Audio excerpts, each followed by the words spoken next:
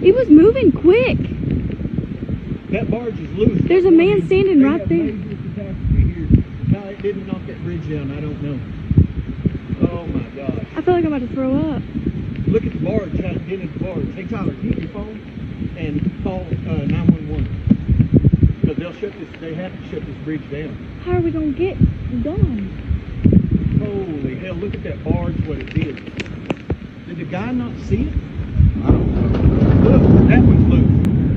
It's all loose from the barge, I think. Oh my gosh, man. I think he's let go of it. That one hit the other side. What bridge is this again? US 59. Yes, ma'am. My name is Tyler Crawford. This is US 59. US 59 bridge at Kerr Reservoir. US 59 at Kerr Reservoir. We just seen a barge hit the bridge pillar. And barges are loose. Barges are loose in the river right now. No, it doesn't look like any injuries or anything, but he hit the bridge piling very hard. Another day, another bizarre bridge incident. Now, we are just coming fresh off the heels back in March 26 when this large cargo ship in Baltimore, Maryland, 1:28 in the morning, crashed into the Francis Scott Key Bridge, bringing down the entire bridge. Now, 4 days later from the Francis Scott Key Bridge collapse, we have another bridge in Oklahoma where a cargo ship crashed into it 1:28 in the afternoon. What is the significance behind the number 1:28? Now, here's the thing. I did read an article last night where they gave this exact time, 1:28 in the afternoon, but now you can no longer find this article, and the only time you will find is around 1:25 or around 1:30. They will no longer give the exact time. But I did indeed see that they said that this ship crashed into this Oklahoma bridge 1:28 in the afternoon. This cargo ship also happened to crash into a supporting pillar the same exact way the cargo ship crashed into the Francis Scott Key Bridge. Now, luckily, this Oklahoma bridge did not crash down, but some are saying that the Francis Scott Key Bridge was either rigged with explosives or it was just a simple fact that this cargo crashing into the Francis Scott Key Bridge was just too big. But again, we have one bridge that collapsed and one bridge that did not. One crash that took place 1:28 in the morning and another one that took place 1:28 in the afternoon. It's that symbol of duality, as above, so below. That mirror reflection, where they're both the same thing, but different. When you look in a mirror, you're actually seeing a flipped image. We also see this on the 2024 Economist magazine cover, the as above, so below. In the middle to the right, we have the cargo ship. Right next to it, we have the crash, which is the crash of the dollar. And I am sure a lot of these cargo incidents, these bridge incidents, will indeed impact the dollar. But it's still that symbol of a crash right next to a cargo ship. All the way to the left, we have all these psyops playing out. That's why you see the brains connected to the TV and you see the eye of Lucifer inside that TV. And this is all in the middle. But around it, you see the total eclipse, and reflecting that total eclipse is another great merger that's going to take place. And it looks like a merger between all these different countries.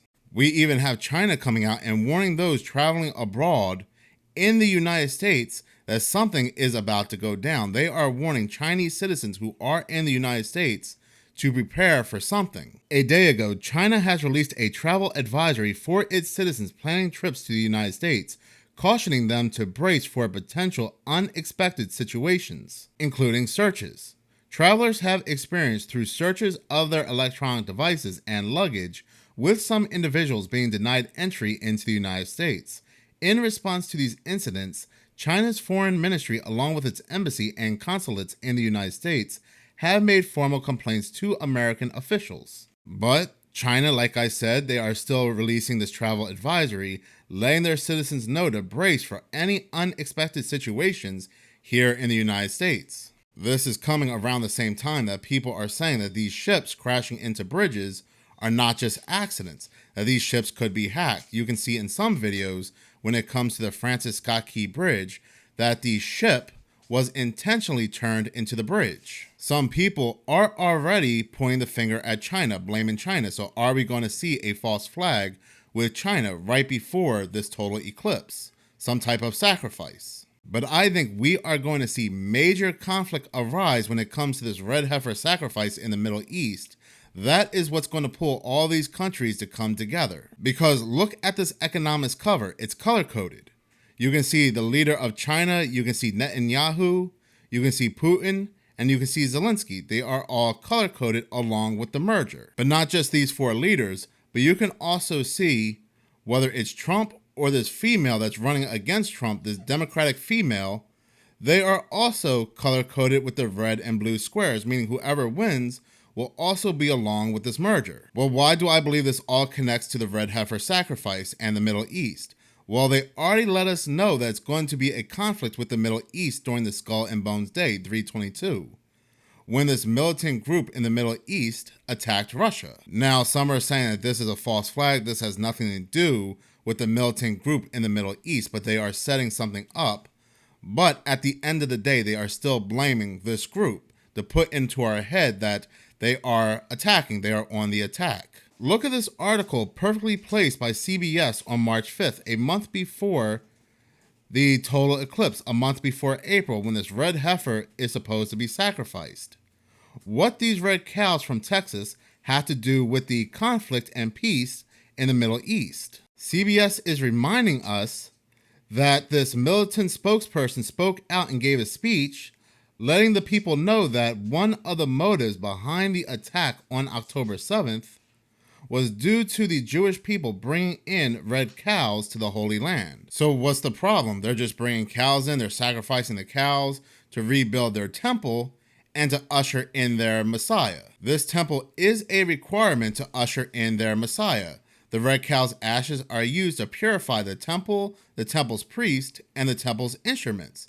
But the temple itself, the third temple, is a requirement to usher in this Messiah. Well, what's the problem? Because there's always a problem. Well, the problem is where this temple is to be built, the Dome of the Rock and the Al-Aqsa Mosque, I don't know if I'm pronouncing that correctly, but this mosque, which are very important to Muslim people, this site is the holiest of sites in Islam, basically has to come down for this temple to be built. Now, I don't think people of Islamic faith are going to like this very much. I don't think they're going to move aside and be like, oh, okay, you can build your temple here and usher in your Messiah and knock down our holiest of sites at the same time. I don't think that will be the case. This article even ends with, and let me put my reading glasses on because I gotta take a good look at this. Today, heavily armed guards ensure that only Muslims are allowed inside the complex. But that hasn't stopped Jewish activists like this person, Melissa Jane Kronfeld, from leading groups up the Temple Mount 5 days every week. There's one true God, and it started here, she said, before falling to her knees and bowing, where the first temple, or the Temple of Solomon, was built in 957 BCE. The second temple, or the Temple of Herod, was a reconstructed version of the temple built in 6th century BCE according to scripture. The first temple was built in this location, the second temple was built in this location, and the third temple has to be built in this location. The Muslim people want all the smoke, and the Jewish people want all the smoke. Now, some people are saying nothing at all will happen in April, but reading all of this, seeing all these celestial signs, NASA starting up, CERN starting up with something ending in an awake facility, I can only say that the greatest nightmare of all is reality, once you get that reality check. It's so important for the Jews to return and rebuild the temple, Cronsfield stated, who founded the High on the Heart organization to lead the tours. It's not about taking anything from our Muslim brothers and sisters. It's not about the destruction of Islamic holy sites. It's about preserving this place and being guardians over the house of God for all people. See, that's the problem right there. This Messiah they are ushering in because they don't believe Jesus Christ is the Messiah. This Messiah they are ushering in is not the God of all people, because people of Islamic faith do not believe this is their Messiah coming in. Christians do not believe this is their Messiah coming in. Jewish people believe that this Messiah from this third temple is their new Messiah. But Cronsfield makes no secret about what she wants to happen to the Dome of the Rock. Quoting Cronsfield, I believe it's going to go 100%. The whole thing is going to go to build a temple, she said, insisting that the shrine and its golden dome should be preserved but relocated. Now, upon reading that, I know some people say, you don't want to give into fear, but upon reading that, as a YouTuber who's just sitting here eating his Cocoa Puffs, the only thing I can say is, uh-oh spaghettis, right? Because if this militant group is ready to start a conflict over just the cows coming to Israel, what do you think is going to happen when this Dome of the Rock is taken down? China, Russia, Israel, United States, among other countries, will probably all be hit in protest. This is what we probably see on the Economist cover, where these countries have to merge to stop this militant group who is more than likely probably located in each and every country. There's probably splinter cells located in every country. These ships are probably being hacked, and their hacking abilities are being tested for something greater. You remember that article that came out where they were hacking planes and they were blaming it on Iran? That these planes, their GPS locations were being spoofed and hacked, and the planes were being moved to other locations?